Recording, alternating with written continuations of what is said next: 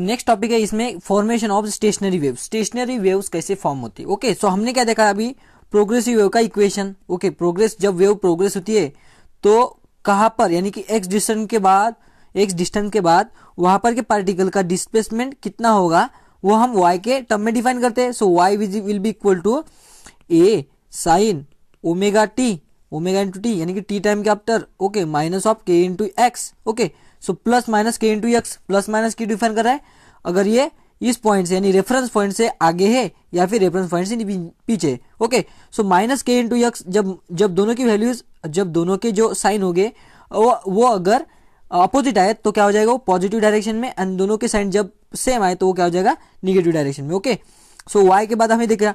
अब progressive wave क्या कहती है, प्रोग्रेसिव वेव क्या होती है, जिससे एनर्जी ट्रांसफर होती रहती है। ओके, प्रोग्रेसिव वेव से क्या होता है कि एक पार्टिकल नेक्स्ट उसके बाद का पार्टिकल वो क्या होता है, वाइब्रेट होता रहता है, एंड एनर्जी क्या होती है, ट्रांसफर होती है। ओके, तो इस तरह की प्रोग्रेसिव वेव हमने क्या की, एक बार एक स्ट्रिंग में ट्राई करने की, यानी कि इस तरह से जो प्रोग्रेसिव वेव है, ओके, उसी तरह की दो प्रोग्रेसिव वेव ली, एक डायरेक्शन में जाने वाली, एक दूसरे अपोजिट डायरेक्शन में जाने वाली, इस तरह से दो प्रोग्रेसिव वेव ली। सो अब ये दो progressive waves travelling in opposite direction की वजह से, ओके, सो यहां पर अगर दो वेव्स आ गए अपोजिट डायरेक्शन में आए तो इस पॉइंट के ऊपर क्या होगा, क्या इफेक्ट होगा, ये देखेंगे हम। ओके, सो अब हमने क्या किया, consider the string fix eight between two rigid supports. एक स्ट्रिंग ली, वो दो सपोर्ट के बीच, ओके, दो सपोर्ट के बीच उसको क्या किया, फिक्स किया। नेक्स्ट क्या हुआ, उसके बाद उसको मिडल से पिकअप किया, यानी क्या, उसको पुल किया एंड छोड़ दिया। ओके, जिस तरह से गिटार की होती है उस तरह से। ओके, उस तरह से क्या किया हमने, एक स्ट्रिंग को दोनों फिक्स एंड के बीच रखा और उसको पुल करके छोड़ दिया। छोड़ देने के बाद क्या हुआ, उसमें वाइब्रेशन प्रोड्यूस हुए।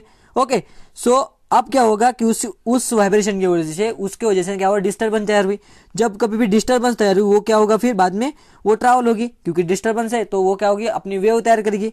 अब उसमें इस तरह से चेंजेस आते हैं, उस तरह से वाइब्रेशन होती है कि आपको दो वेव्स मिलेगी अपोजिट डायरेक्शन में जाने वाली। ओके, सो आपने अगर यहाँ पे पुल किया तो आपको ऐसा दिखेगा कि एक वेव यहाँ जा रही है, एक वेव यहाँ जा रही है, बट आफ्टर रिफ्लेक्शन, जब ये आफ्टर रिफ्लेक्शन के बाद ये जब यहाँ पे आएंगी, यानी कि रिटर्न होगी, तो वहाँ पे आपको क्या मिलेगा, एक वाइब्रेशन प्रोड्यूस होते हुए देखेगा। ओके, जब आपको इसको ऐसे एक तरह से देखा तो आपको ये ऐसा दिखेगा कि वो क्या कर रहा है, लूप्स फॉर्म कर रहा है। लूप्स यानी कि क्या, यानी कि जिस तरह से अगर आप देखिए डायग्राम देखिए, ओके, ये अगर आपको डायग्राम दिख रही है, सो ये लूप के फॉर्म में, लूप यानी कि क्या, किस तरह से आपने नारियल देखा होगा। ओके, नारियल देखा, सो नारियल के जो एंड है, ओके, नारियल के जो एंड है, ओके, उस एंड के फॉर्म में उसके एंड जो दिख रहे, ओके, उसका सरफेस दिख रहा है आपको। सो उसके जो सरफेस है उस फॉर्म में क्या होगा, अपना स्ट्रिंग क्या होगा, रोटेट करेगा। ओके, सो स्ट्रिंग क्या करेगा, वाइब्रेट होगा।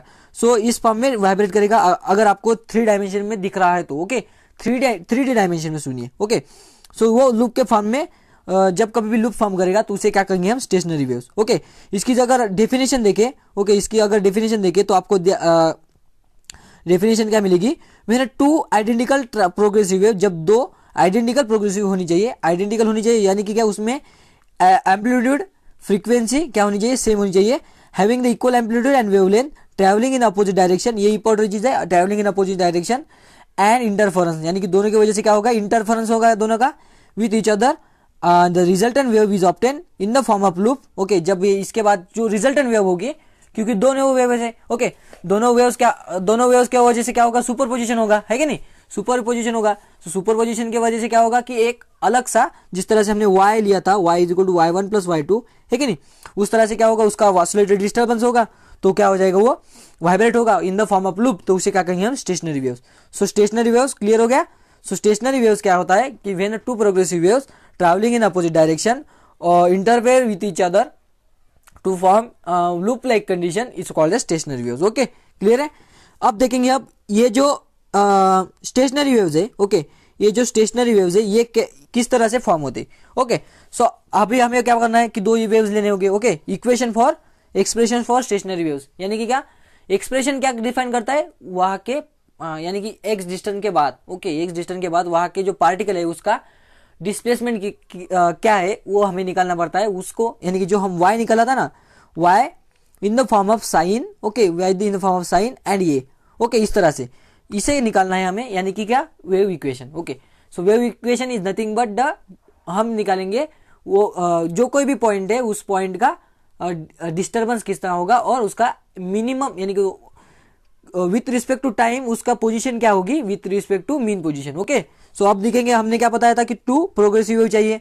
वो प्रोग्रेसिव वेव का इक्वेशन क्या है, ए साइन, ओके, इसका प्रोग्रेसिव वेव का इक्वेशन था A sine omega into T minus K into X. Okay, इस तरह से था। सो माइनस के की वैल्यू यानी कि क्या, k is equal to 2 pi by lambda, उसको यहाँ पे पुट कर दिया, 2 पाई बाय लैम्बडा पुट कर दिया। ओके, सो 2 पाई आ गया और ओमेगा की वैल्यू क्या थी, ओमेगा यानी कि क्या 2 pi bye T. Okay, 2 pi bye T और 2 पाई इंटू एन, एन यानी कि क्या, एन यानी कि क्या हमारा frequency. So 1 by T is equal to N.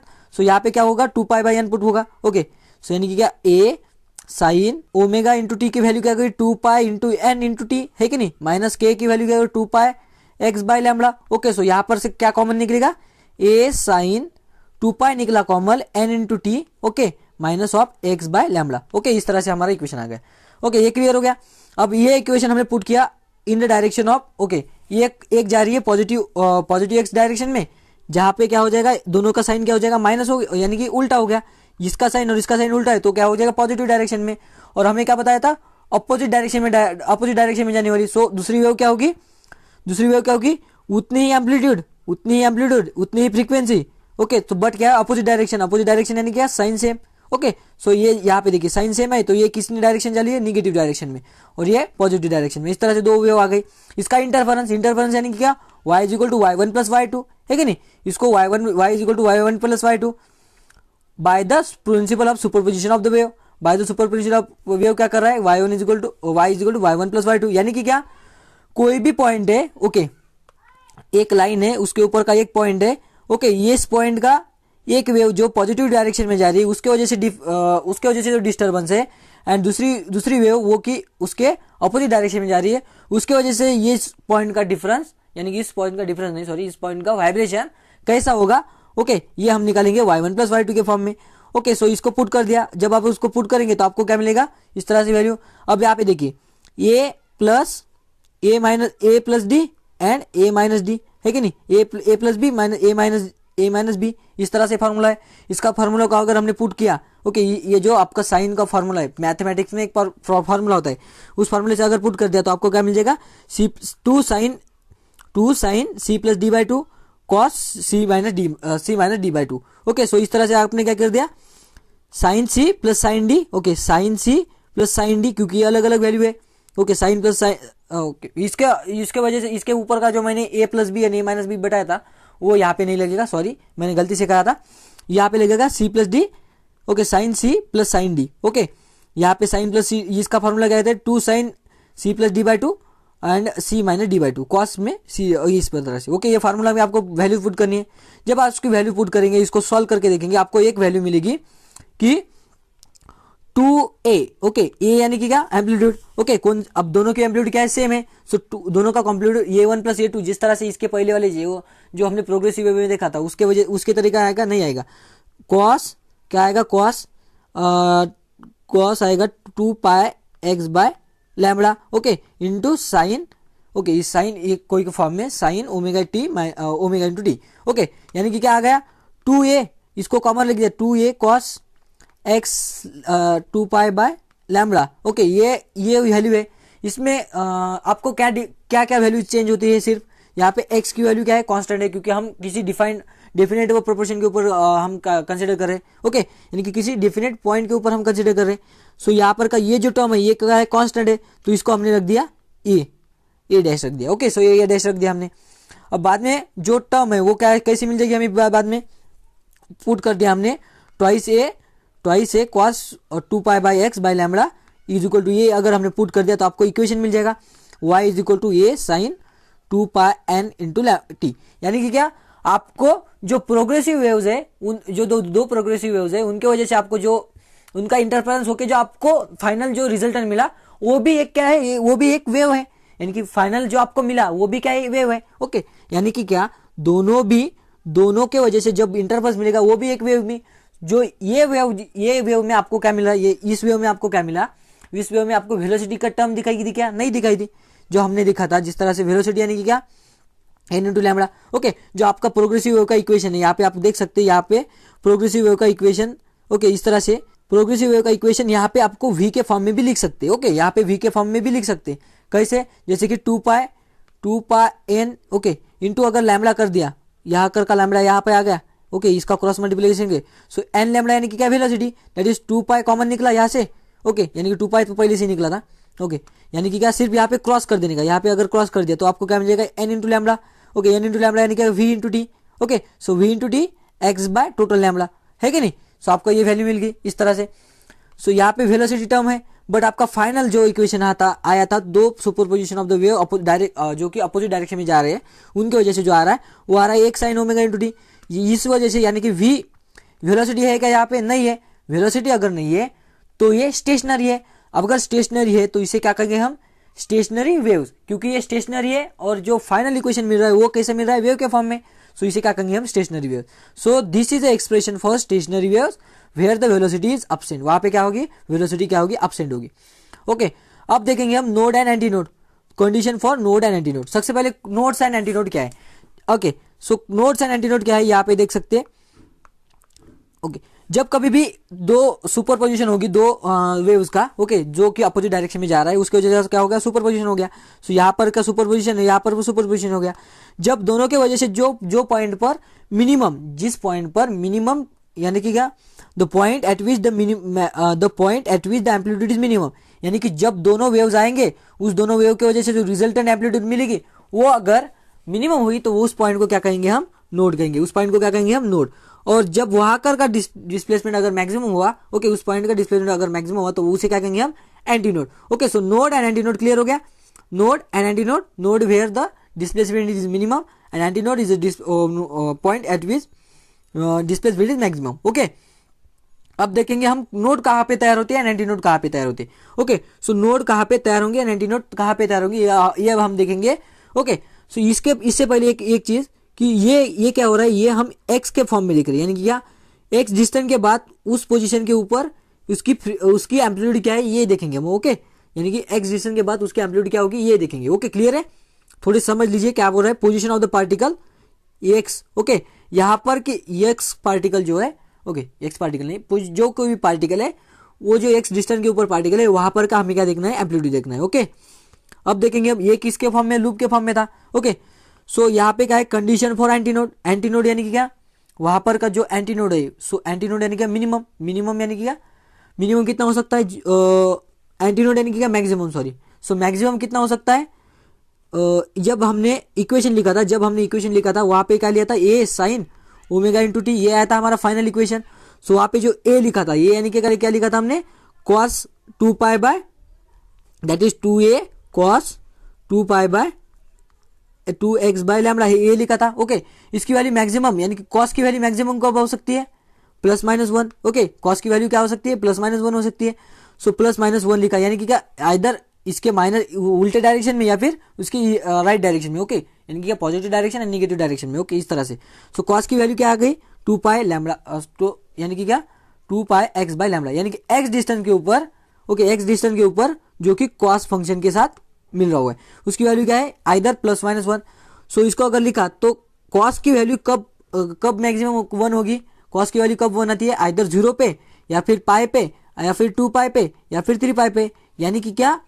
जब ये जो दिख रहा है आपको, यानी कि जब ये फेज डिफरेंस होगा यहाँ पर के पॉइंट का और नेक्स्ट उसके बाद का जो पॉइंट होगा, उसमें अगर फेज डिफरेंस कितना है? 0 का, आइदर पाई का, आइदर 2 पाई का, आइदर 3 पाई का। यानी कि क्या? जब हम इस तरह से अगर वेव ले रहे हैं, ओके, यहाँ पर का पॉइंट लिया, यहाँ पर का पॉइंट लिया, यहाँ पर का पॉइंट लिया, इस तरह से हमने पॉइंट लिया, यहाँ पर के पॉइंट और यहाँ पर के पॉइंट का अगर फेज डिफरेंस अगर 0 है, ओके, आइदर पाई है, आइदर 2 पाई है, इस तरह से, तो वो क्या करेगा? फॉर्म करेगा एंटीनोड। ओके, यानी कि फेज डिफरेंस कितना होना चाहिए दोनों के बीच में?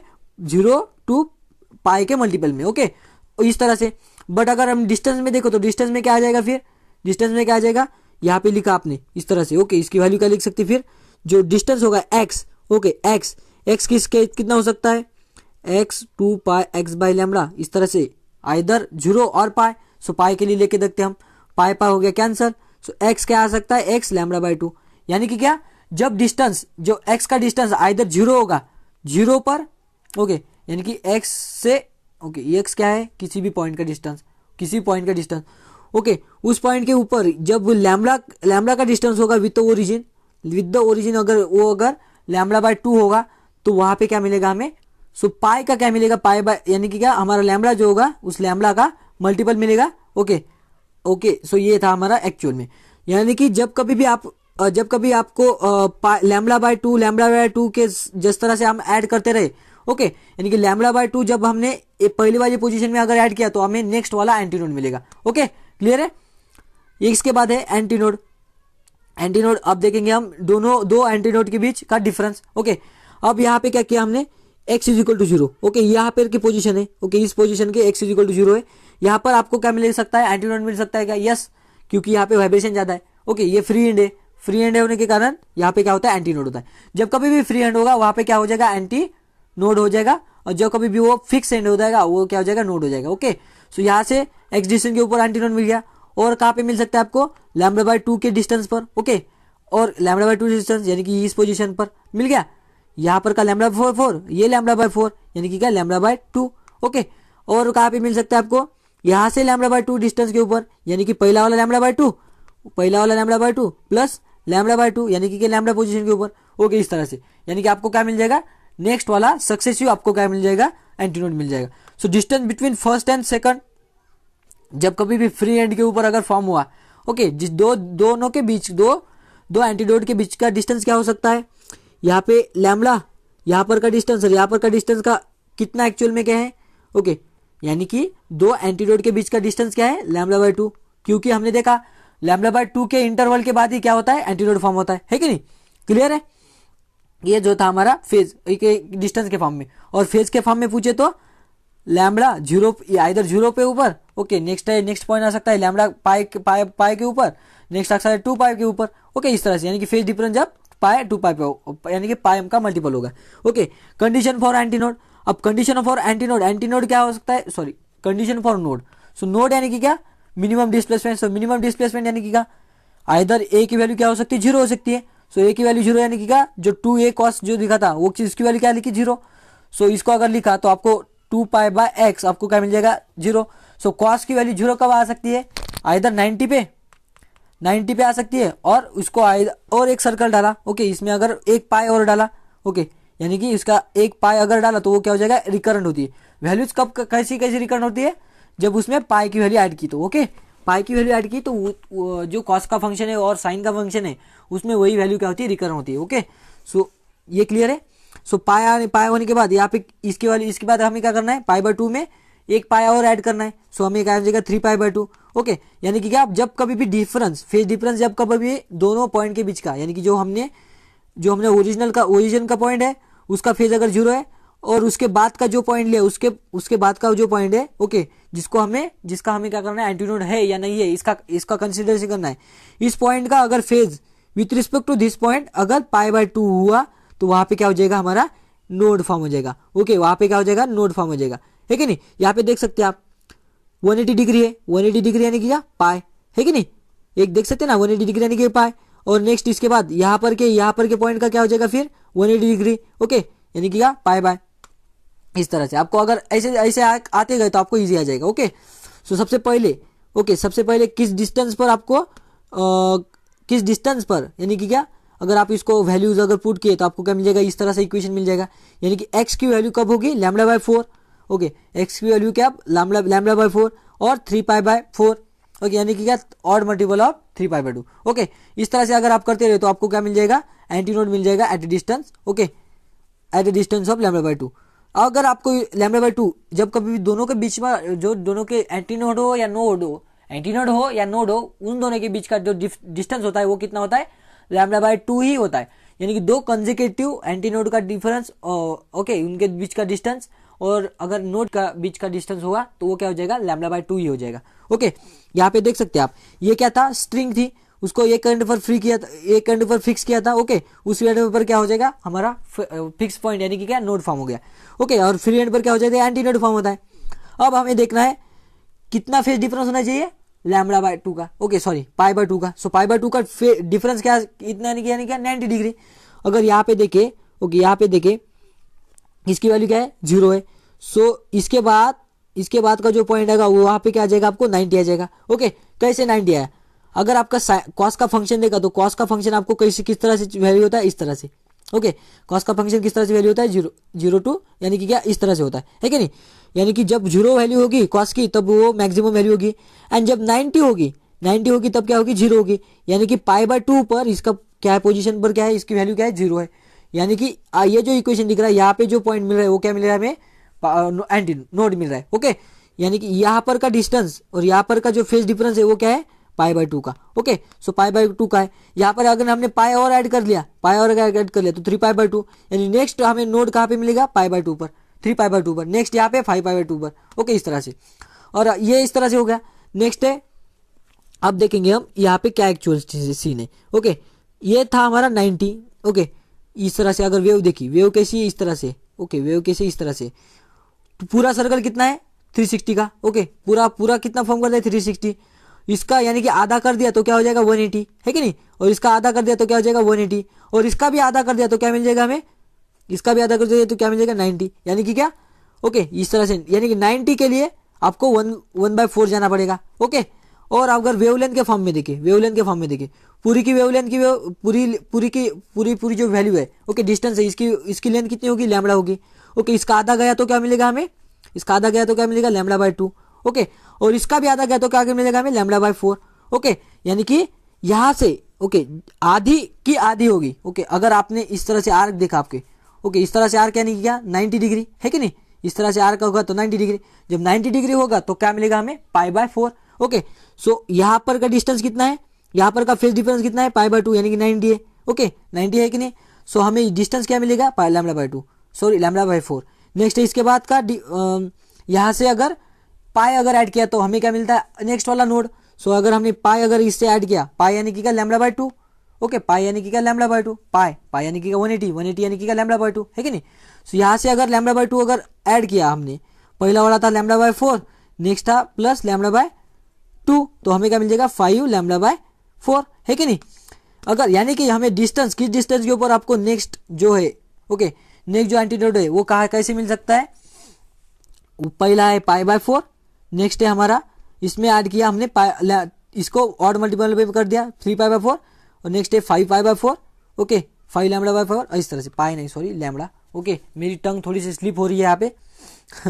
ओके, सो समझ लीजिए थोड़ा सा मैंने क्या बताया, समझ आया, क्लियर आ गया।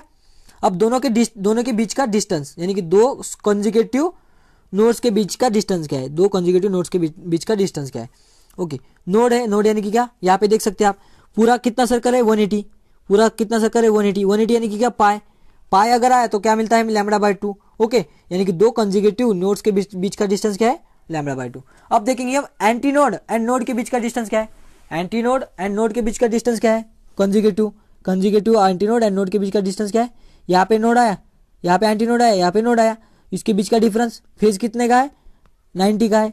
जब 90 का है तो हमें क्या मिलेगा λ/4, यानी कि दो consecutive anti node and node इसके बीच का डिफरेंस कितना है λ/4। ओके, सो λ/4 आपको क्लियर हो गया। ओके, इस तरह से आपको क्या मिलता है distance between adjacent node and anti node is λ/4। Okay, clear हो गया, ये आपको एग्जाम में पूछा जा सकता है, इंपॉर्टेंट क्वेश्चन है।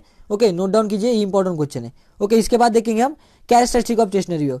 स्टेशनरी वेव्स के कैरेक्टरिस्टिक क्या होती है। ओके, स्टेशनरी वेव्स क्या है, स्टेशनरी वेव्स के लिए वेलोसिटी क्या है 0 है, ये हमें चीज पता चल गई। ओके, उसमें क्या रहता है नोड रहता है, एंटी नोड रहता है। ओके, ये चीज पता चल गई। हम क्या करेंगे फिर इसको एक्सप्लेन करते रहेंगे, जैसे कि when two identical wave progressive wave travelling along the opposite direction interfere each other resultant wave obtain in the form of fluid is called as stationary waves. ये हमारी बात क्लियर हो गई। ओके, इसमें क्या चाहिए, दो वेव्स होनी चाहिए, वो अपोजिट डायरेक्शन में ट्रैवल होनी चाहिए, और उसका जो वेव्स है वो क्या होनी चाहिए सिमिलर वेव्स होनी चाहिए। ओके, नेक्स्ट पॉइंट है point at the minimum displacement is known as node, यानी कि जब यहाँ पे आपको इंटरफेरेंस होगा, ओके, उसके बाद आपको जो आपको डिस्प्लेसमेंट मिलेगा उस पॉइंट का डिस्प्लेसमेंट अगर मिनिमम हुआ तो वो क्या होगा नोड होगा। और नेक्स्ट है anti node. Okay, next anti node है। अब देखेंगे अब अगर हमने देखा उसको, अगर हमने एकदम बारीकाई से देखा, ओके, तो आपको इस तरह से वेव लूप के फॉर्म में दिखती है कि नहीं, लूप के फॉर्म में दिखती है। तो क्या ये वेव ये जो लूप है, ओके, ये जो लूप है ओके, एक लूप फॉर्म होगा, ये लूप यहाँ पर नेक्स्ट टाइम यहाँ पर फॉर्म हो सकता है क्या, यहाँ पर फॉर्म हो सकता है क्या, ये लूप इस तरह से फॉर्म हो सकता है क्या, नहीं हो सकता है, क्योंकि ये प्रोग्रेसिव वेव नहीं है, ये वेव आगे नहीं जाएगी, इसका जो पॉइंट है ये नेक्स्ट इसके बाद यहाँ पे नहीं जाएगा, यानी प्रोग्रेसिव वेव नहीं है। सो ये नेक्स्ट क्या है, स्टेशनरी वेव्स है, it is not a form of progressive wave, so velocity is the zero.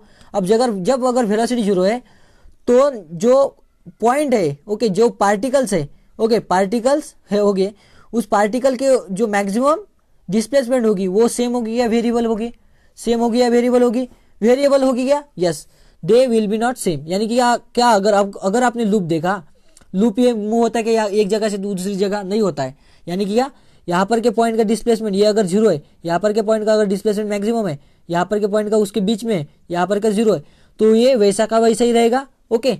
And क्या, इसके बाद ये प्रोग्रेस वेव क्या होगी, प्रोग्रेस नहीं होगी, यानी कि सबसे पहले यहाँ पे जो एम्पलीट्यूड है, okay, amplitude will be different for the different points, okay, different for the difference point, okay, ये चीज होगी।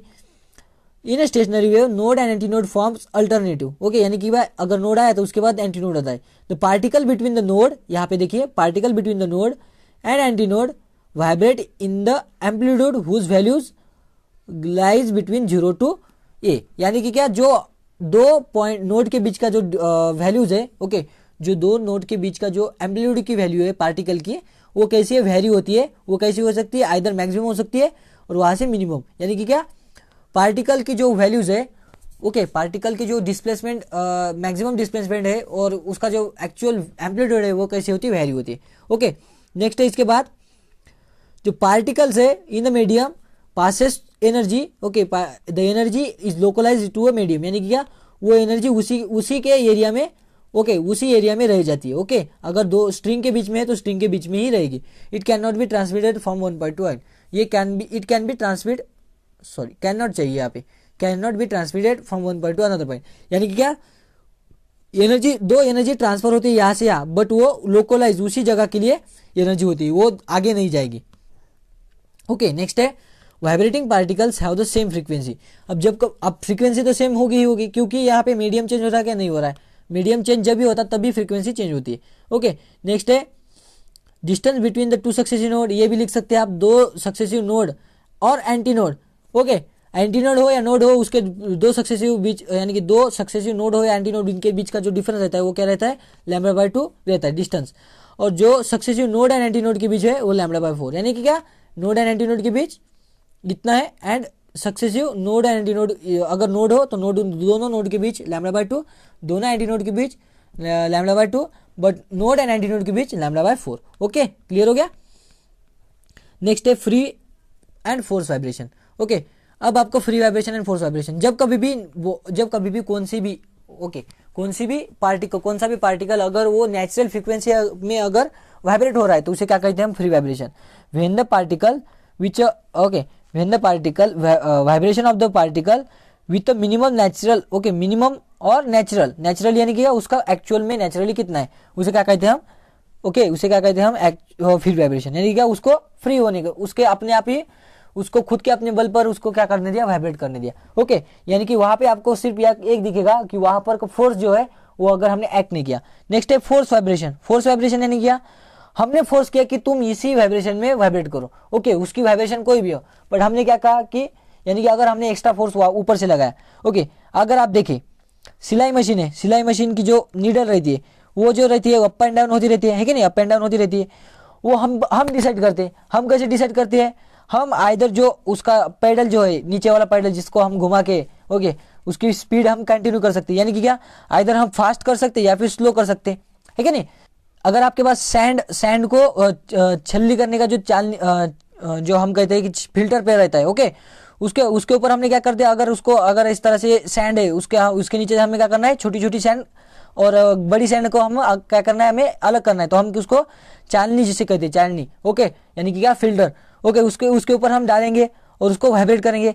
अब जितना हम चाहेंगे उतना ही फास्ट वो वाइब्रेट होगा और हम चाहे उतना ही स्लो वाइब्रेट होगा, उसे क्या कहते हैं हम, फोर्स वाइब्रेशन, यानी कि क्या, the vibration in which the body vibrate the frequency of the external periodic force, okay.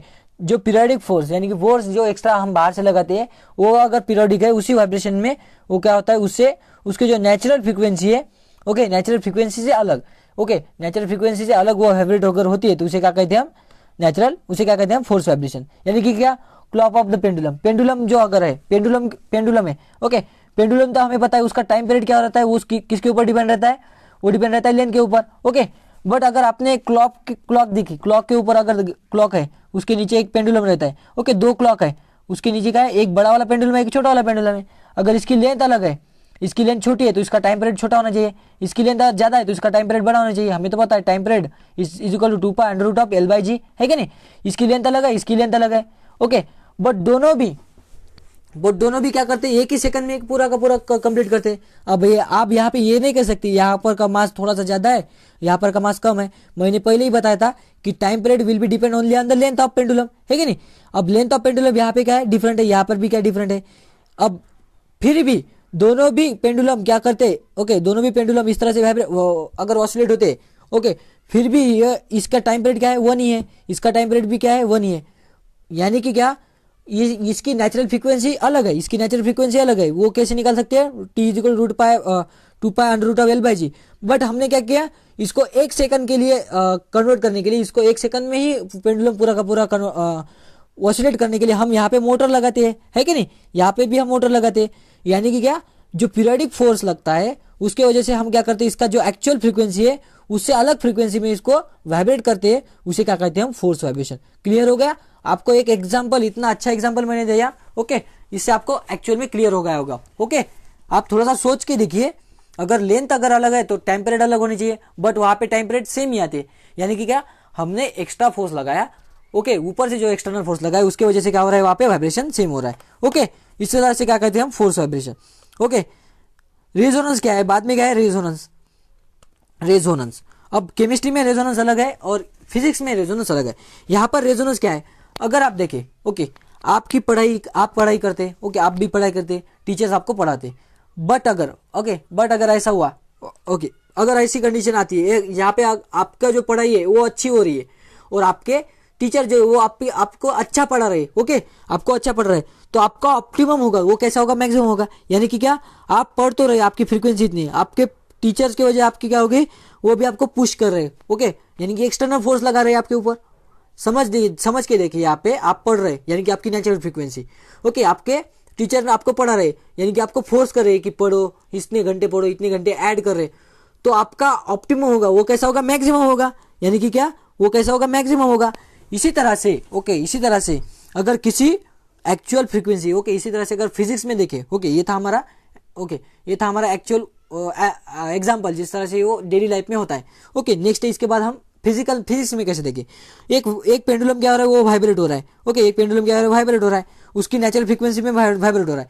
But अगर हमने इस तरह से अगर फोर्स लगाया कि उसको उस फोर्स के कारण ये अपने मैक्सिमम फ्रीक्वेंसी में वो क्या हो रहा है, वाइब्रेट हो रहा है, तो उसको क्या कहते हैं हम, रेजोनेंस में कहते हैं, उसे क्या कहते हैं हम, resonance, okay. It is a special case of the force vibration, यानी कि जब हम बाहर से फोर्स देते हैं उस वजह से, ओके। आप ये भी कह सकते हैं, कि आप क्या कर रहे हैं, अच्छे पढ़ा रहे हैं, बट आपका टीचर आपको क्या कर रहा है, गलत पढ़ रहा है, ओके। एक्चुअल में कोई भी टीचर गलत नहीं पढ़ाता है, फिर भी आप समझ के देखिए, तो आप अच्छे भी पढ़ रहे हैं बट आपका टीचर क्या कर रहा है, आपको थोड़ा सा गलत पढ़ा रहे, सपोज, ओके, एक डेफिनेशन थोड़ी सी अलग बताती, दोनों की वजह से आपका ऑप्टिमम क्या हो जाएगा, कम हो जाएगा। यानी कि एक्चुअल फ्रीक्वेंसी के कारण आपको जो एक्चुअल मार्क मिलने उससे क्या मिलेगा, आपको कम मिलेंगे। बट अगर आपकी अच्छी मेहनत है और आपके टीचर की भी अच्छी मेहनत है तो आपका ऑप्टिमम क्या मिल जाएगा, मैक्सिमम मिल जाएगा। उस चीज को क्या कहते हैं हम, रेजोनेंस। यानी क्या, it is a special case of the vibration in which the body vibrate under the effect of the external periodic force, okay, external periodic force, where the frequency is equal to the natural frequency. जब आपकी frequency और आपके teacher की frequency, यानी कि क्या, आप जिस वे से आप पढ़ते हैं और उसी वे से आपको पढ़ाया गया, ओके, यानी कि the where the equal frequency to the natural frequency of the body, then the body vibrate in the maximum amplitude.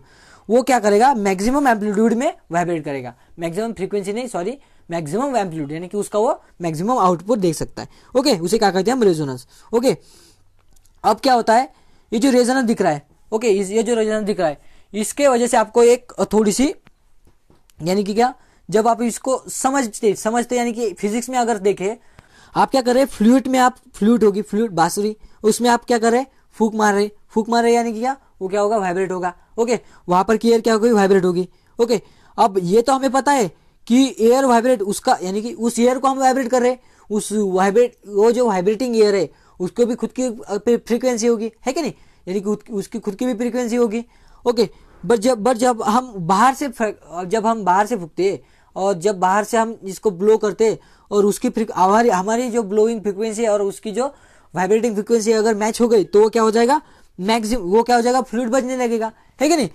जो फ्लूइड बजता है तो उस चीज को क्या कहेंगे हम, इंटरफेरेंस। उसे क्या कहेंगे हम, इंटरफेरेंस, सॉरी, उस चीज को कहेंगे हम रिजोनेंस। ओके, इसको हम एक्चुअल डेली लाइफ में यूज करते हैं, यानी कि क्या, जैसे कि अगर हम फ्रीक्वेंसी देखें, ओके, सिलाई मशीन है, उसको हमने अपने फ्रीक्वेंसी में, यानी कि जो एक्चुअल फ्रीक्वेंसी है उससे ज्यादा अगर हमने फ्रीक्वेंसी देती रहे, ओके, यानी कि उसके फ्रीक्वेंसी में हमने लाया तो नेचुरल फ्रीक्वेंसी, तो स्विंग मशीन क्या करती है, एकदम फास्ट से, एकदम आपने देखा होगा कि वो स्विंग मशीन एकदम फास्ट से मूव होती है। ओके, मैंने ये करीब से देखा है क्योंकि मैंने इसको थोड़ा सा इसको एग्जांपल में देखा था। ओके, आप अगर इस तरह से देखें तो आपको क्या दिखेगा, वो अपने वाइब्रेट मैक्सिमम एकदम इस तरह से वाइब्रेट होती है कि जैसे ऐसा लगता है कि वो गिर जाएगा। ओके, वो मशीन बाहर निकल जाएगी उस तरह से। ओके, अब यहाँ पे एक चीज है, note, when the frequency of external periodic force, okay, becomes the equal to the natural frequency, then the body amplitude vibrate and become its maximum, यानी कि क्या, जब ये इक्वल हो जाएगी तो मैक्सिमम होगी। Okay, if the difference between the natural frequency and of the body and the frequency of the periodic force decreases, the amplitude of the vibration increases and vice versa. Okay, यानी कि क्या, वो either कम हो सकती है या फिर increase हो सकती है। ओके, इस तरह से हो सकता है। ओके, आइदर डिक्रीज भी हो सकती है और इंक्रीज भी हो सकती है, जैसे हमने देखा था। ओके, जो एक्चुअल जो वाइब्रेशन है, ओके, वो आइदर मैक्सिमम हो सकता है और उससे भी वो कम हो सकता है। ओके, नेक्स्ट है ऑर्गन पाइप। ओके, अब देखेंगे ये जो रेजोनेंस जो हमने पढ़ा है उसका हम एक्चुअल में यूज कैसे किस तरह से होता है।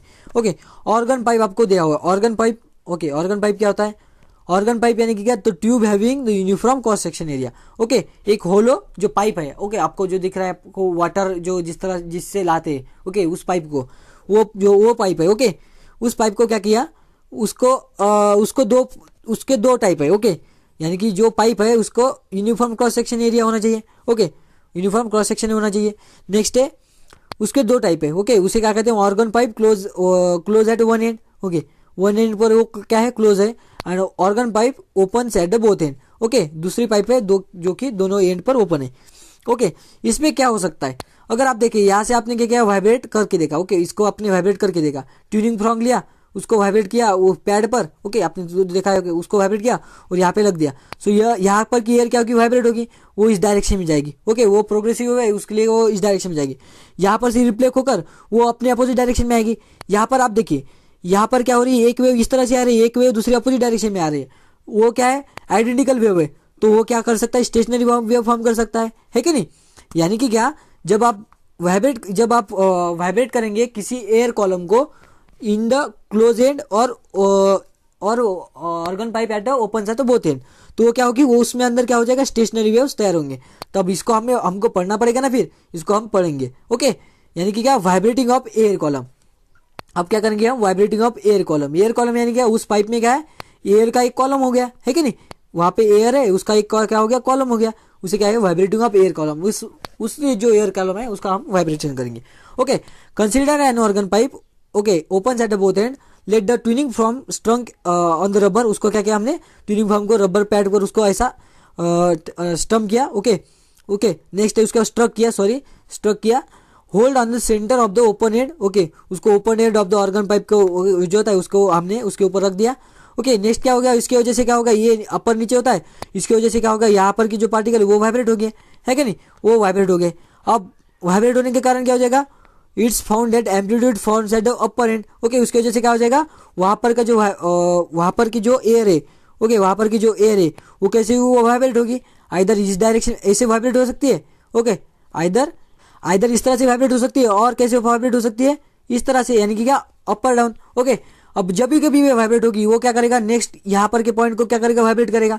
यानी कि क्या, it is found that amplitude are form at the open end, यानी कि क्या, जब ये मूव करेगा तो वहां पे क्या हो जाएगा, एम्पलीट्यूड फॉर्म करेगा, यानी कि वो वहां पर का पार्टिकल मैक्सिमम डिस्प्लेसमेंट करेगा।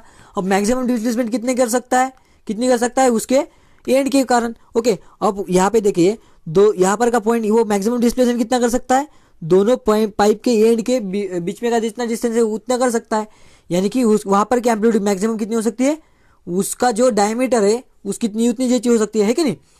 अब क्या है, in a case organ pipe is close at the one end, the antinode is form okay at the open end. वो क्या करेगा, वहां पे एंटीनोड फॉर्म होगा। कैसे फॉर्म होगा, किस तरह से फॉर्म होगा, आप देखिए।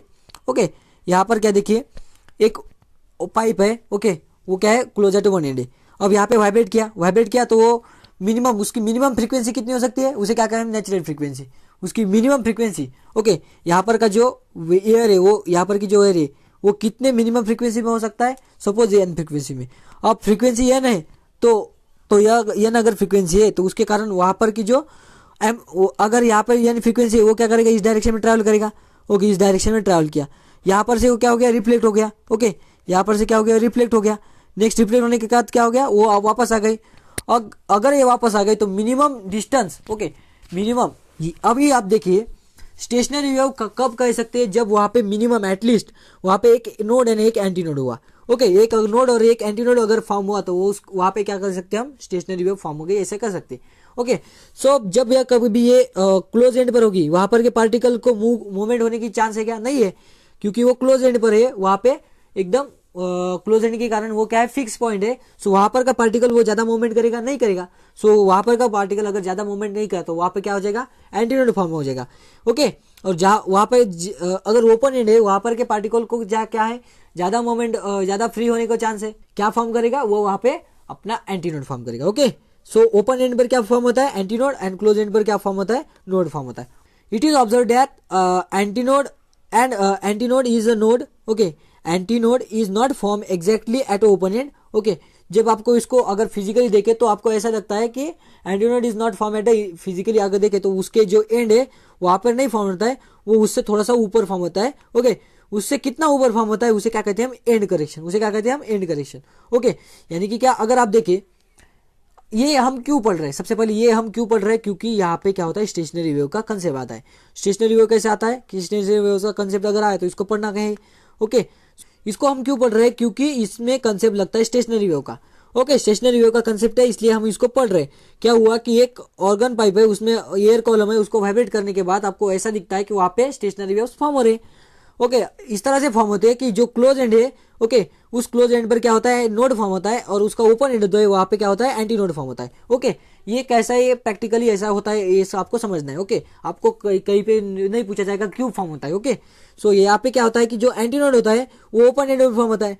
अब ओपन एंड पर फॉर्म होता है, बट यहाँ पे क्या कहा है कि it is observe that anti node is not form exactly at open and.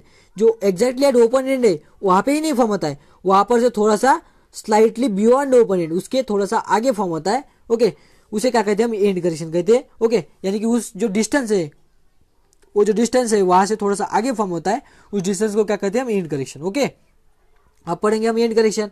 And correction यानी कि क्या, it is a distance between the antinode. Okay, it is a distance between antinode और जो open end of the organ pipe है। Okay, and correction क्या होता है, इस तरह से अगर एंड करेक्शन देखे तो यहाँ पर क्या होना चाहिए, हमने क्या बोला था कि जो कोई भी ओपन एंड है वहां पे क्या होना चाहिए, एंटीनोड फॉर्म होना चाहिए, है कि नहीं। लूप है, अगर लूप दो लूप है तो यहाँ पे क्या होना चाहिए, एंटीनोड फॉर्म होना चाहिए, बट वहां पे एंटीनोड नहीं फॉर्म होता है, वहां से थोड़ा सा आगे फॉर्म होता है। ओके, वहां से थोड़ा सा आगे फॉर्म होता है।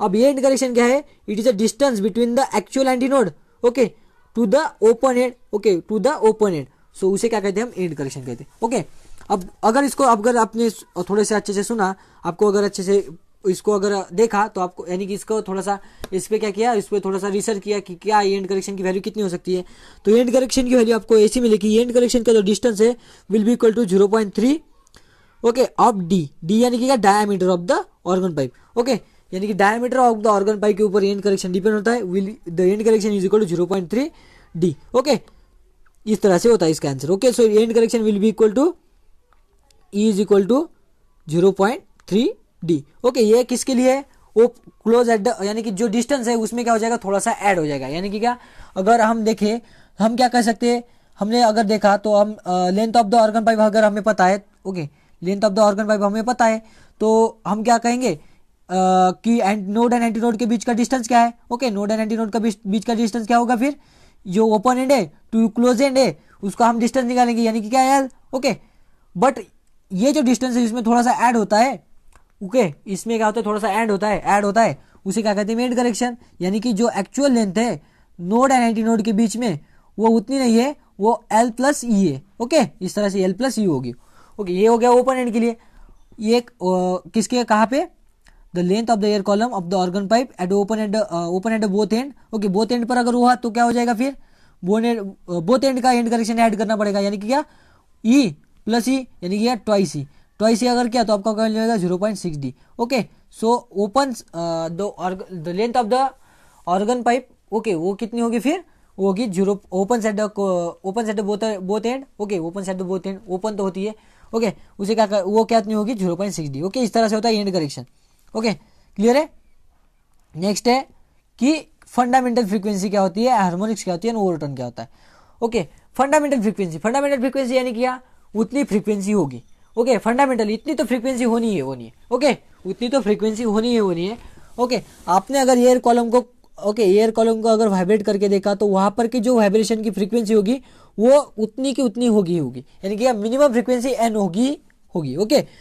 ओके, सो उसे क्या कहते हैं, the minimum frequency of the vibration of the air column, उसे क्या कहते हैं हम, फंडामेंटल फ्रीक्वेंसी। ओके, और frequency in the first mode. Okay, next है हार्मोनिक्स। क्या होता है हार्मोनिक्स, यानी कि क्या, the integral multiple, all integral multiple, यानी कि उसके इंटीग्रल यानी क्या, 1 2 3 4 ऑफ द फंडामेंटल फ्रीक्वेंसी, यानी फंडामेंटल फ्रीक्वेंसी अगर यह नहीं होगी उसके integral multiple, that is 1n 2n 3n।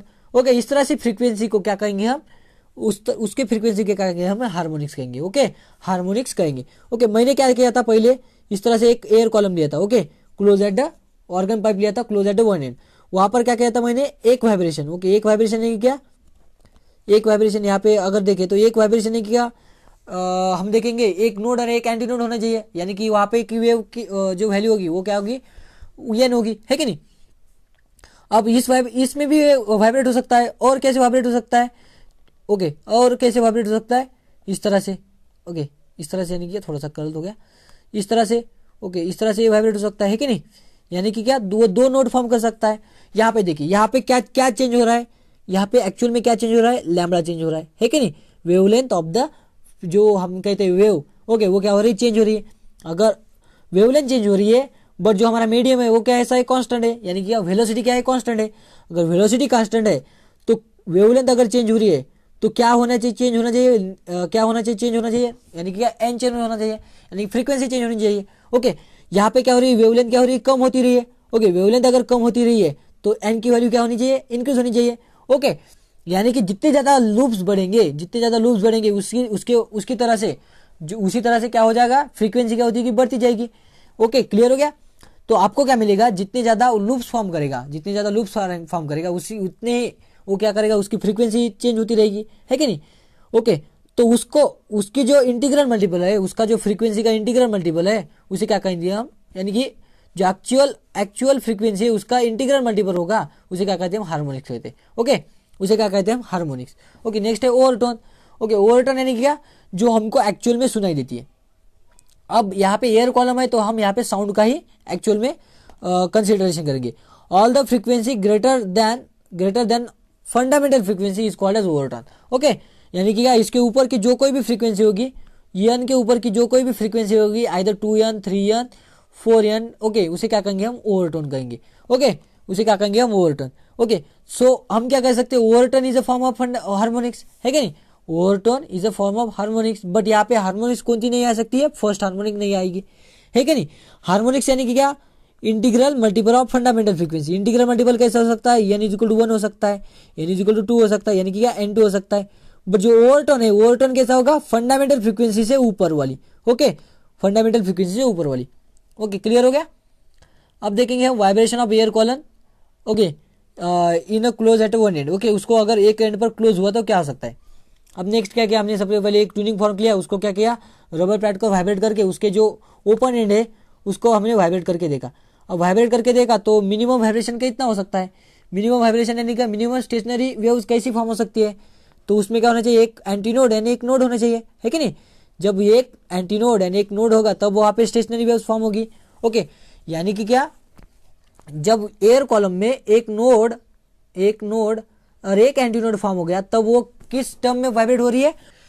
सो ये अगर मिनिमम फ्रीक्वेंसी में अगर वाइब्रेट हो रही है तो यहाँ पे क्या है आपको first mode of vibration, the first mode of vibration, इसमें क्या होना चाहिए, one node and one antinode form होते हैं। Okay, let the n be the frequency of the first node, यानी कि इसकी फ्रीक्वेंसी क्या है, एन है। ओके, इसकी फंडामेंटल फ्रीक्वेंसी कौन सी है, फिर एन है। अब frequency is equal to N into lambda, है कि नहीं। अब यहाँ पे क्या है, एन अगर हमने फ्रीक्वेंसी ली इसकी फंडामेंटल फ्रीक्वेंसी, ओके, हमें पता नहीं है इसकी फंडामेंटल फ्रीक्वेंसी क्या है, ओके, बट हमें speed of the sound in air तो पता है, यानी कि v पता है, v is equal to N into lambda. Okay, so n into lambda ये पता हो गया हमें। ओके, इसमें हम इससे और क्या चीज कर सकते हैं, हमें ये तो पता है कि क्लोज एंड के जो लेंथ है, इसकी ये जो लेंथ है वो क्या है, एल है। ओके, यानी कि क्या, एल इज इक्वल टू कितना हो गया फिर, lambda by 4, L is equal to क्या हो गया, लैम्बडा 4, सो लैम्बडा की वैल्यू क्या होगी, 4l। ओके, 4l हो गई। ओके, इसमें ये एंड करेक्शन यहाँ पे थोड़ा सा ऐड नहीं किया है। ओके, मैंने यहाँ पे एंड करेक्शन ऐड नहीं किया है, बट हमने क्या किया, एंड करेक्शन को ऐड करके, यानी कि क्या, जो एक्चुअल लेंथ है उसमें एंड करेक्शन ऐड कर दिया, यानी कि जो एल है उसमें क्या हो गया, ई ऐड हो गया। ओके, यानी कि एल है उसमें क्या हो गया, ई ऐड हो गया। So L plus E, okay, L plus E will be equal to lambda by 4। Okay, lambda by 4, so lambda की वैल्यू क्या हो गई, 4 एल प्लस ई। ओके, ये क्लियर हो गया। अब हमें पता है, हमें एन की वैल्यू यानी कि उसकी फंडामेंटल फ्रीक्वेंसी क्या है, ये कैसे निकालेंगे हम। Okay, velocity will be equal to N into lambda. Okay, so यहाँ पे लैम्बडा तो हमें पता चल गया, वो कितना था, 4 एल प्लस ई, है कि नहीं, 4 एल प्लस ई ये था। सो एक्चुअल जो वैल्यू होगी वो क्या होगी, एन की फंडामेंटल फ्रीक्वेंसी की वैल्यू क्या होगी, N is equal to V upon N plus L. Okay, sorry 4 L plus E, 4 L plus E इसकी वैल्यू होगी। ओके, ये था एक्चुअल में इसकी fundamental frequency. So fundamental frequency will be equal to v upon L plus E. Okay, next इसके बाद second mode of vibration. अब second mode of vibration यानी क्या, वो सेकंड मोड में यानी क्या, उसका 2 लूप्स हो एटलीस्ट, वो उसमें 2 लूप्स फॉर्म होनी चाहिए। दो लूप्स कैसे फॉर्म हो सकते हैं, ओके, इसका आधा लूप और नेक्स्ट इसका वाइब्रेशन, यानी कि इस लूप में फॉर्म हो सकता है। ओके, अब इसमें जो इसकी जो वैल्यू होगी वो कैसी होगी, फिर वो जो सेकंड वाइब्रेशन हो रहा है इसमें वाइब्रेट हो रहा है, इसकी जो सेकंड एंड जो वाइब्रेटिंग वैल्यू है, फ्रीक्वेंसी है, वो कितनी होगी फिर, N is equal to V by, हम क्या लिखते हैं, length of V by lambda लिखते हैं। यहाँ पर का लैम्बडा की वैल्यू क्या है, L plus E is equal to, ये कितनी है, ये lambda by 2 plus lambda by 4, that is 3 lambda by 4, है कि नहीं। सो एक्चुअल में वैल्यू क्या होगी, 4 एल प्लस ई अपॉन 3। सो यहाँ पे क्या हो जाएगा, 4 एल प्लस ई बाय 3 ऊपर गया, यानी कि आपको क्या मिल गया, N is equal to 3 V upon 4 into L plus E. Okay, इस तरह से मैंने क्यों लिखा, ओके, इस तरह से मैंने क्यों लिखा, यहाँ पर आपको दिखेगा, यहाँ पर क्या दिखेगा आपको, ये जो था, ओके, ये n1 n2 था, और ये जो है ये क्या है, हमारा n1 था। इससे पहले वाला जो हमने फर्स्ट वाइब्रेशन के लिए, मोड ऑफ वाइब्रेशन के लिए, इसके लिए हमने फ्रीक्वेंसी की वैल्यू निकाली थी, वो कितनी थी, 4 v अपॉन 4 प्लस एल, यानी कि क्या, इसकी वैल्यू की जगह हम क्या लिख सकते हैं, n लिख सकते हैं, है कि नहीं। सो n2 क्या हो गया, सेकंड मोड ऑफ वाइब्रेशन, ये क्या हो गया, सेकंड मोड ऑफ वाइब्रेशन, ये क्या हो गया, n2 will be equal to 3 times n1। Okay, but हमने तो देखा है, बट हमने क्या देखा था कि integral multiple of natural frequency is nothing but harmonic, है कि नहीं। सो जब कभी भी n1 की वैल्यू इसके n1 के साथ अगर 1 है, 2n2 है, 3n2 है, ये क्या हो गया, हार्मोनिक्स हो गए। ओके, बट जो इसके आगे की जो वैल्यूज है, इसके जो एक्चुअल मोड ऑफ वाइब्रेशन में वाइब्रेट होती है, उसे क्या कहते हैं, हम ओवरटोन। ओके, उसे क्या कहते हैं, हम ओवरटोन, ये बताया था मैंने। अब नेक्स्ट इसके बाद की n3 की वैल्यू ये क्या आ सकती है, फिर 5n2। ओके, 5n1, यानी कि क्या, जब कभी भी वाइब्रेट होगा कॉलम, एयर कॉलम जब कभी भी वाइब्रेट होगा in the organ pipe close at the one and, उसका जो कंजिकेटिव जो वाइब्रेटिंग वैल्यूज होगी वो कैसे होगी, odd multiple of fundamental frequency. Okay, so उसके जो कोई भी वाइब्रेट होगा, जो वाइब्रेटिंग वैल्यूज होगी वो कैसी होगी, odd multiple of N. Okay, so odd multiple of N में इसकी वैल्यूज है। ओके, क्लियर हो गया। ओके सो इस तरह से आप देखें इसके डायग्राम में आपको ऐसे बताया हुआ कि इस तरह से होता है। Okay in vibration of the air column, okay in vibration of air column pipe have two close end odd harmonics are present. वहां पे क्या होता है, सिर्फ ऑड हार्मोनिक्स ही प्रेजेंट होती है। ऑड हार्मोनिक्स क्यों, अभी हमें पता था एन ये निकला, नेक्स्ट निकला 3n निकला, फिफ्थ निकला 5n निकला। ओके यहाँ पे हार्मोनिक्स कैसे होती है, हार्मोनिक्स यानी क्या, integral multiple of N. Okay integral multiple of N. So यहाँ पे इंटीग्रल मल्टीपल 1 है, यहाँ पे इंटीग्रल मल्टीपल 3 है, यहाँ पे इंटीग्रल मल्टीपल 5 है। बट जो हार्मोनिक्स है, हार्मोनिक्स को क्या कहते हैं, ऑल फ्रीक्वेंसी। यहाँ पर सिर्फ ऑड ही दिख रही है, यानी कि जब कभी वाइब्रेटिंग एयर कॉलम होगा close at the air column, close at the one and, वो किस फॉर्म में होगा, वो होगा अपना जो ऑड मल्टीपल है of harmonics. Okay odd multiple of natural frequency. Okay clear हो गया। नेक्स्ट देखेंगे वो ओपन एंड के साथ। अगर ओपन एंड के लिए क्या करना है फिर, ये इसी तरह से ओपन एंड के लिए मिनिमम कंडीशन क्या होनी चाहिए, एक नोड एंड एक एंटी नोड होनी चाहिए। अब यहाँ पे open and open organ wipe लिया, यहाँ पे हमें क्या होना चाहिए, एक हमें क्या पता था, ओपन एंड कर क्या होता है फॉर्म, एंटी नोड फॉर्म होता है। ओपन एंड पर क्या हो गया, एंटी नोड फॉर्म हो गया। ओके अब बट यहाँ पे क्या होना चाहिए, एक नोड तो होना चाहिए, एक नोड फॉर्म कर लिया। सो एक नोड एंड एक एंटी नोड फॉर्म हो गया। ओके एटलीस्ट एक नोड एंड एक एंटी नोड फॉर्म हो गया। अब ये वाइब्रेट करेगा क्योंकि यहाँ पे लॉज लगेंगे फिर स्टेशनरी लॉज के, है कि नहीं, स्टेशनरी इक्वेशन के। सो एक नोड एंड एक एंटी नोड हो गया। अब इसको अगर हमने अच्छे से अगर डायग्राम निकाली तो आपको ऐसा दिखाई देगा। ओके इस तरह से आपको दिखाई देगा कि जो एल लेंथ है वो एल लेंथ की कितने में डिफाइंड है। ओके ये जो एल लेंथ है, ओके एल लेंथ है, ओके ये जो एल लेंथ है प्लस ई यहाँ पर का एंड करेक्शन, यहाँ पर का एंड करेक्शन, यानी कि क्या एल प्लस 2 ये कितने में डिवाइडेड है, lambda by 4 plus lambda by 4, है कि नहीं, lambda by 4 plus lambda by 4 यानी कि क्या लैम्बडा बाय 2।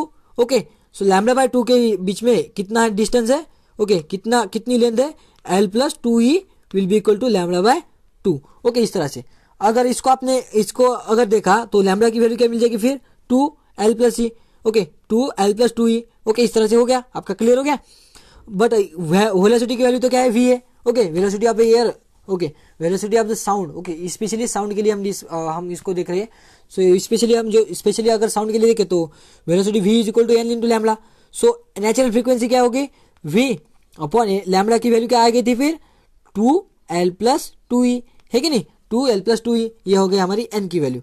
ओके ये हो गई n की वैल्यू, जो फंडामेंटल फ्रीक्वेंसी वो कितनी है गई हमारी v upon 2l plus 2e। Okay इस तरह से अगर नेक्स्ट इसके बाद का जो अगर वाइब्रेशन देखा, इसके बाद का अगर वाइब्रेशन देखा, ओके इसके बाद का सेकंड मोड ऑफ वाइब्रेशन में हुआ।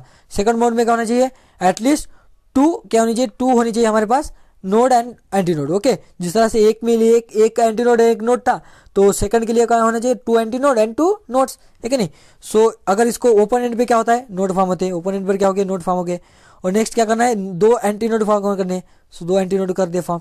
सो इस तरह से अगर आपको इसको अगर अच्छे डायग्राम से दिखाला, ओके अच्छे से अगर दिखाला तो आपको डायग्राम किस तरह से मिलेगी, इस तरह से। सो आपको क्या मिल गई, डायग्राम इस तरह से मिल गई, है कि नहीं। यहाँ पे एक नोड है, 2 नोड है, ओके 2 नोड है और 2 एंटी नोड है कि नहीं, 2 नोड है और 2 एंटी नोड है। यहाँ पर का डिस्टेंस कितना हो जाएगा, एल इज इक्वल टू जो एक्चुअल लेंथ है उसमें कितनी ऐड हो जाएगी फिर एल प्लस 2e, यानी कि क्या एल प्लस 2e। ओके जो डिस्टेंस है लैम्बडा की वैल्यू कितनी हो गई फिर, इसमें क्या है lambda by 4 plus lambda by 2 plus lambda by 4। Okay यानी कि क्या लैम्बडा, यानी कि क्या लैम्बडा। ओके इसको अगर हमने लिखा तो हमें क्या आंसर मिलेगा, v upon N that is L plus 2e। Okay so अगर आपको देखे तो पहली वैल्यू क्या थी 1/2 थी। नेक्स्ट क्या थी, नेक्स्ट इसके बाद क्या है, सो यहाँ पर का लैम्बडा कितना आएगा फिर 2 लैम्बडा है, एक लैम्बडा यहाँ पे एक देखिए एक, ओके एक आधा यानी लैम्बडा बाय 4, एक आधा lambda by 2 plus lambda by 4 यानी कि 2 lambda will be equal to L plus 2e, है कि नहीं। सो 2 लैम्बडा यानी कि लैम्बडा की वैल्यू क्या हो जाएगी एल प्लस 2e/2। ओके इसको आपने पुट किया जो एक्चुअल इक्वेशन रहता है v अपॉन लैम्बडा का, तो क्या आ जाएगा एल प्लस 2e, जो नीचे वाला 2 था ये गया ऊपर। ओके यानी कि जो वैल्यू थी ये वैल्यू क्या थी n थी, है कि नहीं। यानी कि जो सेकंड वेव में अगर गया, सेकंड वाइब्रेशन में मोड में अगर वाइब्रेट हुआ तो इसकी वैल्यू क्या आ जाएगी 2n, इसके लिए थी n, इसके लिए 2n थी, तो नेक्स्ट के लिए क्या होगी 3n होगी। यानी कि जब ये organ pipe open eight 2 ends, okay both ends vibrate करेगी फंडामेंटल मोड में, ओके फंडामेंटल और अदर हार्मोनिक्स में, तो जो हार्मोनिक्स मिलेंगे वो हमें हार्मोनिक्स वो कैसे मिलेंगे, हमें मिलेंगे E1, यानी कि क्या जो एक्चुअल में रहता है, ओके E1 नहीं सॉरी, जो एक्चुअल में इंटीग्रल रहते हैं, यहाँ पे n होगा तो यहाँ पे ट्वाइस n है, यहाँ पे थ्राइस n है, यानी कि जो कोई भी हार्मोनिक्स है वो हमें सभी के सभी इंटीग्रल मल्टीपल वाले हार्मोनिक्स ही मिलेंगे। ओके, इंटीग्रल मल्टीपल वाले हार्मोनिक्स ही मिलेंगे। सो अब अगर आप देखें तो vibration of the air column, okay, vibration of the air column in the organ pipe open at the both end, all the harmonics are present, all the harmonics are present, इसमें क्या हो जाएगा, all the harmonics present होगी। Okay, clear हो गया। Next है इसके बाद practical determination of the end correction, ये इंपॉर्टेंट चीज रहती है। प्रैक्टिकली कैसे डिटरमाइन करें एंड करेक्शन की वैल्यू, तो हमें तो कोई भी पता नहीं है कि यार हम कैलकुलेशन नहीं करेंगे इसको अगर हमने मेजरमेंट नहीं किया। ओके, हमें पता नहीं है कि डायमीटर कितना है गिवन जो ऑर्गन पाइप है उसका। ओके, उसका ऑर्गन पाइप का हमें डायमीटर पता नहीं है, तो इसका हम कैसे निकालेंगे। अभी पहले तो हमें ये तो पता है, अभी हमें तो ये तो पता है कि कौन से भी वेलोसिटी में, कौन से भी फ्रीक्वेंसी में अगर वाइब्रेट हो, ओके, कौन सी भी फ्रीक्वेंसी में अगर वाइब्रेट हो, तो वाइब्रेट अगर हुआ तो उसके लिए लैम्बडा की वैल्यू अलग होगी, यानी कि क्या, अगर लैम्बडा एन की वैल्यू अगर चेंज हुई तो लैम्बडा की वैल्यू चेंज हो जाएगी, बट वहां पे क्या कॉमन होगा, वेलोसिटी कॉमन होगी। ओके, यानी कि फर्स्ट मोड ऑफ वाइब्रेशन में अगर वाइब्रेट हुआ तो वहां पर की वेलोसिटी क्या है, v है कि नहीं। नेक्स्ट अगर उसके आगे के वेलोसिटी में अगर वाइब्रेट हुआ तो वहां पर की क्या वेलोसिटी v है, यानी कि क्या एन v के लिए कॉमन है, v is equal to n1 lambda 1, है कि नहीं, ये तो कॉमन है। v नेक्स्ट के लिए n2 लैम्बडा 2, ये भी कॉमन है। ओके, यानी कि अगर इसके बाद की कौन सी भी अगर n2 की वैल्यू है उसके लिए लैम्बडा 2 क्या है, सेम है, यानी कि क्या कह सकते हैं हम n1 लैम्बडा 1, ओके, ये is equal to n2 lambda 2। Okay, ये तो कंफर्म है। अब लैम्बडा 1 किसके ऊपर डिपेंड रहता है, लेंथ के ऊपर। ओके, लेंथ के ऊपर डिपेंड रहता है। अगर हम इसको लैम्बडा की जो लेंथ है उसको अगर हमने लिखा, कैसे लिखा कि लैम्बडा की जो लेंथ है पूरी की पूरी लेंथ है, ओके, जो लैम्बडा होता है वो किसके मल्टीपल होता है, लैम्बडा बाय 2 के मल्टीपल्स होती है कि नहीं। पहले लैम्बडा बाय 2 होता है ओपन एंड के लिए, लैम्बडा बाय 4 होता है किसके लिए, क्लोज एंड के लिए, है कि नहीं। यानी कि उसमें lambda by 4 as a common रहता है, उसका मल्टीपल रहता है। ओके, उसका क्या रहता है, मल्टीपल रहता है। अगर आप देखें, ओके, अगर आपने देखा कि क्लोज एंड के लिए कैसा था, इस तरह से था, है कि नहीं, क्लोज एंड के लिए किस तरह था, इस तरह से था। ओके, यानी कि लैम्बडा बाय 4 था। नेक्स्ट जो हार्मोनिक हुआ था उसका जो नेक्स्ट हार्मोनिक तैयार होता वो कैसा हुआ था, इस तरह से फॉर्म होता, यानी कि क्या lambda by 4, next lambda by 4 and lambda by 4, यानी कि 3 lambda by 4। Okay, so lambda by 4 किसके लिए कॉमन था, जो अपना क्लोज एंड के लिए, और ओपन एंड के लिए कैसा फॉर्म था, इस तरह से, है कि नहीं। पहले लैम्बडा था, नेक्स्ट था लैम्बडा बाय 2 था, नेक्स्ट था लैम्बडा, नेक्स्ट थर्ड था लैम्बडा बाय 3 लैम्बडा बाय 2, है कि नहीं। सो इसके लिए लैम्बडा बाय 2 टर्म कॉमन है, इसके लिए क्या है, लैम्बडा बाय 4 टर्म कॉमन है। तो हम ऐसे लिख सकते हैं, यानी कि कौन सी भी लेंथ है उसको n के लिए टर्म के फॉर्म में लिख लिया। ओके, एक्चुअल में हम यहाँ पे क्या कर सकते हैं, उसके अप नेक्स्ट लिख सकते हैं, उसके अप नेक्स्ट क्या है वो लिख सकते हैं। ओके, बट हमने ट्राई किया कि n लैम्बडा के लिए L1 लेते हैं। ओके, अगर हमने ऐसा देखा तो आपको क्या मिलेगा, v1 is equal to N v जो होगा वो कैसा होगा, n1 2 lambda n2 plus. Okay, इस तरह से, यानी कि अगर दोनों को हमने एक्चुअल में अगर हमने देख लिया, ओके, दोनों का अगर हमने एक्चुअल में कंबाइन करके और इक्वेशन के फॉर्म में लिख दिया तो आपको क्या मिलेगा कि n1 lambda 1, okay, this 2 into n1 lambda 1 will be equal to 2 into lambda 2 plus 2 ही, है कि नहीं। ओके, इस तरह से इसको अगर हमने कॉमनली अगर लिख दिया तो आपको क्या मिलेगा, n1 into लैम्बडा 1 प्लस इसको अगर हमने आप सॉल्व करके देखा तो आपको एंड करेक्शन की वैल्यू कैसे मिलेगी, end correction E is equal to n1 L1 minus n2 L2, okay, n2 L2 upon 2 n2 minus n1। Okay, इस तरह से एंड करेक्शन की वैल्यू मिलेगी। ओके, नेक्स्ट है इसके लिए अगर देखें तो सिर्फ यहाँ पे क्या चेंज होगा, फिर यहाँ पर की वैल्यू कैसी चेंज होगी, फिर यहाँ पर n बाय 2 है तो यहाँ पे क्या हो जाएगा, n बाय 4 हो जाएगा। ओके, सो n बाय 4 हो जाएगा यहाँ पे, एक्चुअल में यहाँ पे n बाय 4 नहीं होता है, यहाँ पे n बाय 2 अगर है तो यहाँ पे n ही है। ओके, यानी कि क्या अगर इसकी वैल्यू अगर n है, ओके, इसकी वैल्यू अगर उसी लेंथ का अगर हमने ऑर्गन पाइप लिया, उसकी अगर नेचुरल फ्रीक्वेंसी n है, ओके, क्लोज पाइप की अगर नेचुरल फ्रीक्वेंसी n है, उसी पाइप को अगर हमने क्लोज कर दिया तो वहां पर के जो क्लोज पाइप का जो वाइब्रेशन होगा वो कैसा होगा, 2n होगा। ओके, वहां पर का कैसा होगा, 2n होगा, इस तरह से रहता है। ओके, ये था हमारा एंड करेक्शन कैसे कैलकुलेट करना।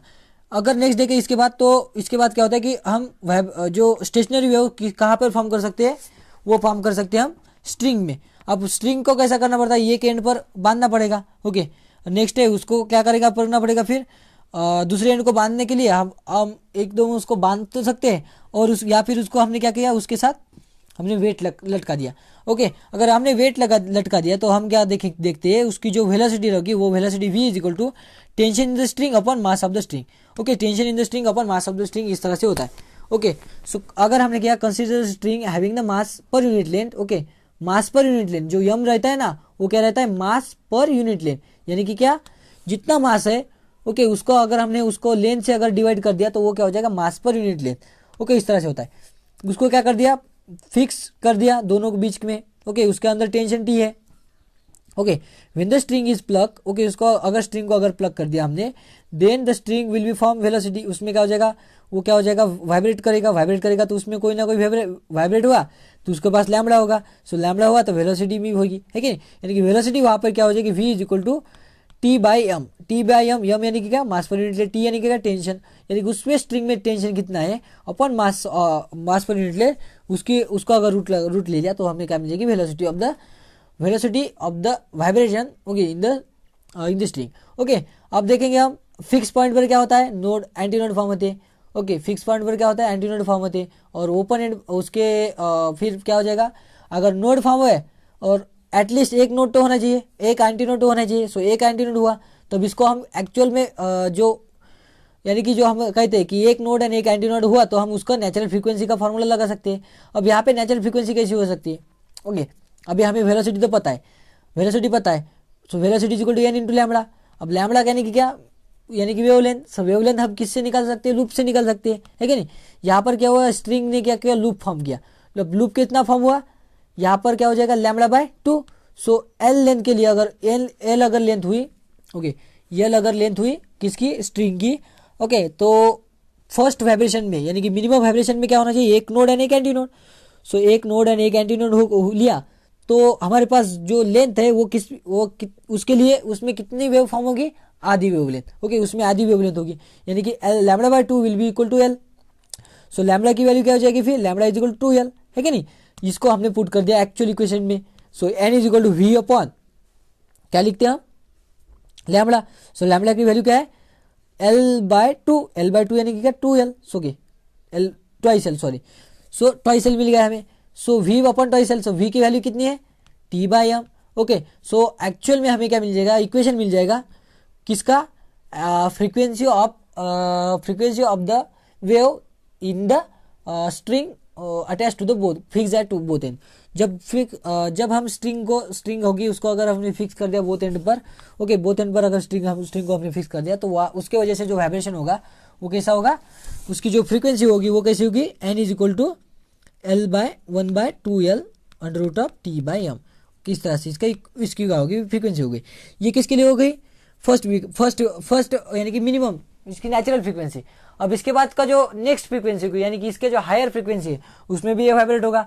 अब हायर फ्रीक्वेंसी यानी कि क्या, जिस तरह से फर्स्ट फ्रीक्वेंसी में एक नोड एंड एक एंटी नोड होना चाहिए, सो नेक्स्ट फ्रीक्वेंसी में क्या होना चाहिए, दो नोड एंड दो एंटी नोड। ओके, इसके बाद का अगर हमने एक स्ट्रिंग ली उसमें अगर हमने दो नोड फॉर्म कर दिए, दो एंटी नोड फॉर्म कर दिए, दो नोड एंड दो एंटी नोड फॉर्म कर दिए। ओके, अगर इस तरह से हमने देखा इसमें क्या होगा, दो नोड एंड दो एंटी नोड, एटलीस्ट दो एंटी नोड फॉर्म हो गए। ओके, सो इसको क्या हो जाएगा, इसमें आपको डिस्टेंस मिल जाएगा, आपको जो डिस्टेंस मिल जाएगा इस तरह से, है कि नहीं, यानी कि जो एल होगी, ओके एल जो लेंथ ऑफ द स्ट्रिंग होगी वो क्या हो जाएगा, लैम्बडा हो जाएगा, है कि नहीं। एल जो लेंथ होगी वो क्या हो जाएगा, लैम्बडा हो जाएगा। सो एक्चुअल में क्या मिलेगा हमें, एक्चुअल में जो एन की वैल्यू होगी, टी तो हमें पता है, वेलोसिटी तो हमें पता है, V is equal to T by M. Okay, so उसके अपॉन लैम्बडा की वैल्यू कितनी थी, L. Okay, so upon lambda यानी कि क्या, सो n2 कितना हो जाएगा, n2 की वैल्यू कितनी हो जाएगी, n2 की value will be equal to 1 upon, वो तो लेल हो गया, under root of T by M. Okay, so 1 upon under root of T by M. इस तरह से अगर इसके आगे के अगर इसमें वाइब्रेट हुआ तो कैसा हो जाएगा, इसके वाइब्रेट आगे किसमें वाइब्रेट हुआ तो उसमें 3 लूप हो गए, है कि नहीं, 3 लूप हो गए। तो 3 लूप किसमें कर सकते हैं, लैम्बडा बाय 2 यानी 3 lambda by 2 will be equal to L, है कि नहीं, यानी कि क्या 2 lambda by 3 will be equal to lambda, है कि नहीं। सो वेलोसिटी कितनी हो जाएगी, फिर वेलोसिटी v इक्वल टू वो हो जाएगी root T by M. Okay, so n की वैल्यू क्या हो जाएगी, n की वैल्यू n is equal to T root T by M okay root T by M twice L, okay twice L into 3, okay ये हो जाएगी इसका n3 की वैल्यू। ओके ये इस तरह से अगर लिया, अगर इसकी कौन से भी लूप में, ओके यहाँ पर के कितने भी, यहाँ पर 3 लूप था तो 3 मल्टीपल ऊपर आया था, है कि नहीं, एक लूप था तो 1 मल्टीपल ऊपर आया था। बट जो हमने अगर हमने फार्मूला को कॉमन अगर अच्छे से देखा तो n1 के लिए क्या हो जाएगा, n1 के लिए क्या हो जाएगा 1/2l इस तरह से, है कि नहीं, root of T by M. Okay next था n2 के लिए, n2 के लिए क्या हो जाएगा 1/l था, है कि नहीं, 1/l upon T by 2m था। ओके इसके आगे का देख सकते हैं यहाँ पे देखिए, है कि नहीं है। सो यहाँ पर अगर 2 ने मल्टीप्लाई किया, यहाँ पे 2 ने अगर मल्टीप्लाई कर दिया, ओके कुछ नहीं, फार्मूला को कुछ नहीं होगा। ओके इसके बाद का अगर हमने देखा n3 कैसा है, n3 कैसा है 3/2l, okay under root of T by M, है कि नहीं। यहाँ पर आप देख सकते हैं, ओके n1 कॉमन है, यहाँ पर भी n1 कॉमन है, यहाँ पर भी n1 कॉमन है कि नहीं। सिर्फ यहाँ पे क्या है, किसकी वैल्यू चेंज हो रही है, अगर 2 है, सेकंड अगर वाइब्रेशन है तो 2 आ गया, थर्ड अगर वाइब्रेशन है अगर तो आ गया 3, यानी कि क्या जितने लूप है, जितने भी लूप फॉर्म होते हैं उसके अगर वैल्यू यहाँ पर लग दी, ओके तो आपको डायरेक्ट उसकी फ्रीक्वेंसी मिल जाएगी, है कि नहीं। सो आप इसका जनरल फॉर्मूला देखेंगे तो क्या हो जाएगा p/2l under root of T by M. So ये जो p दिख रहा है, ये p क्या है, numbers of loop, numbers of loop will be equal two numbers of vibration, यानी कि क्या वो कितने नेक्स्ट वाइब्रेशन हो गए, numbers of secondary vibration. Okay इस तरह से क्लियर हो गया this equation for the frequency of the vibrating string. Okay so इसके बाद क्या है लॉज ऑफ वाइब्रेटिंग स्ट्रिंग, इसमें क्या होता है लॉज ऑफ वाइब्रेटिंग में स्ट्रिंग के लॉज कैसे, आपको कुछ नहीं, सिंपली में क्या है आप देख सकते हैं जो एक्चुअल फार्मूला है वो कैसा है, V N is equal to p/2l under root of T by M. Okay so इससे अगर लॉज देखे तो आपको क्या मिलेगा कि when length of the when laws of length के लिए आपको क्या मिलेगा, when tension remain the constant and mass per unit length अगर कांस्टेंट लगा, okay mass per unit length अगर कांस्टेंट रहा और टेंशन इन द स्ट्रिंग अगर कांस्टेंट रहा तो एक्चुअल फ्रीक्वेंसी जो है okay will be inversely proportional to length, है कि नहीं। सो यहाँ पे देख सकते हैं आप, is state that the fundamental frequency, okay fundamental frequency of the vibrating string is inversely proportional to the length of the vibrating string, यानी कि क्या n is inversely proportional to the length, n is inversely proportional to the length. जब कभी भी when if tension and the mass per unit length is kept constant, यानी कि क्या जब tension and mass per unit length अगर ये constant रहा, इसकी वैल्यू अगर चेंज नहीं की तो आपको ये दिखाई पड़ेगा कि जो लेंथ है वो कैसे हो रही है, चेंज होती रही है with respect to inversely proportional to length. यानी कि क्या अगर लेंथ अगर ज़्यादा है, अगर लेंथ अगर ज़्यादा है तो उसकी फ्रीक्वेंसी क्या हो जाएगी, कम हो जाएगी। ओके अगर लेंथ अगर कम है तो उसकी फ्रीक्वेंसी क्या हो जाएगी, मैक्सिमम हो जाएगी। ओके नेक्स्ट है लॉज ऑफ टेंशन, यही अगर लॉ ऑफ टेंशन है तो क्या होना चाहिए, टेंशन के साथ प्रोपोर्शन होना चाहिए। अब अगर देखें तो उसमें अगर लेंथ अगर कांस्टेंट रखी and mass per unit length अगर कांस्टेंट लगा तो जो फार्मूला है उसमें अगर दो चीजें कांस्टेंट है तो आपको क्या मिलेगा 1/2l under root of T by M, है कि नहीं। इसमें क्या कांस्टेंट है, ये कांस्टेंट है, ये कांस्टेंट है, यानी कि क्या जो n है वो directly proportional root of the tension, यानी कि क्या आपको देख सकते हैं state that the fundamental frequency of the vibrating string okay is directly proportional to the square root of the tension in the string if the length and the mass per unit length remain the constant। Okay length and mass per unit length अगर constant होगा तो आपको मिल जाएगा। Next है law of the linear density. Linear density यानी क्या, मास per unit length, okay mass पर अगर वॉल्यूम होता तो वॉल्यूम और डेंसिटी होती है कि नहीं, एक्चुअल डेंसिटी होती। रियल डेंसिटी यानी कि क्या, मास पर यूनिट एरिया। ओके यहाँ पे क्या है, मास पर यूनिट लेंथ। सो यहाँ पे क्या है, लीनियर डेंसिटी। लीनियर डेंसिटी यानी क्या, अगर यम के साथ कैसा है, यम जो छोटा यम था हमने लिखा था उसके साथ किस तरह से एन की वैल्यू चेंज होती रहती। सो एन की वैल्यू किस तरह से चेंज होती रहती है, रूट ऑफ यम, जब हम कह रहे हैं root of inversely proportional to root of M. Okay इस तरह से स्क्वायर रूट ऑफ यम, इस तरह से ये क्या है कनेक्टेड है। बट इसमें क्या कांस्टेंट होना चाहिए, फिर tension and length of the string, ये क्या होना चाहिए, कांस्टेंट होना चाहिए। ओके ये थे laws of vibration in the string. Okay clear हो गया। इस तरह से ये चैप्टर हमारा यहाँ पे वन शूट जो वीडियो है ये कंप्लीट होता है। वीडियो बहुत बड़ा हुआ यानी कि 2 आवर्स के आसपास हुआ होगा। ओके सो फिर भी आपने अगर लास्ट तक देखा है तो आपको अप्रिशिएट करना चाहिए। ओके आप बड़े पेशेंस है, आपके अंदर बहुत सारा पेशेंस है। ओके सो इसके ऊपर आप रिवीजन करके देखिए। ओके बाद में इसके जो प्रॉब्लम्स हो गए, ओके इसके अगर आपको कोई भी प्रॉब्लम्स है तो इसको आपको कमेंट में मेंशन कीजिए। सिंपल में आपको सिर्फ यहाँ पे कंसेप्ट समझना नहीं है, आपको सिर्फ कंसेप्ट अगर थोड़ा बहुत समझ में आ गया तो उसके बाद का सिर्फ क्या है, सिर्फ जो चीज़ है वो सिर्फ कहाँ पे घूम रही है, यानी कि जो यहाँ पर का जो फिजिक्स का जो ये इस चैप्टर में आपको जो फिजिक्स का जो जो कोई भी है वो किसके ऊपर घूम रहा है, सिर्फ वेलोसिटी, फ्रीक्वेंसी एंड लैम्बडा। अगर लैम्बडा निकलना आ गया, वेलोसिटी तो हमें पता है कांस्टेंट रहती है, तो आपको नेचुरल फ्रीक्वेंसी वो कह जाएगी, कॉमन निकलती आ जाएगी। ओके, ये था इस तरह से इस वीडियो में अभी तक के लिए। ओके, मिलते हैं नेक्स्ट वीडियो में किसी और चैप्टर के साथ। Bye bye.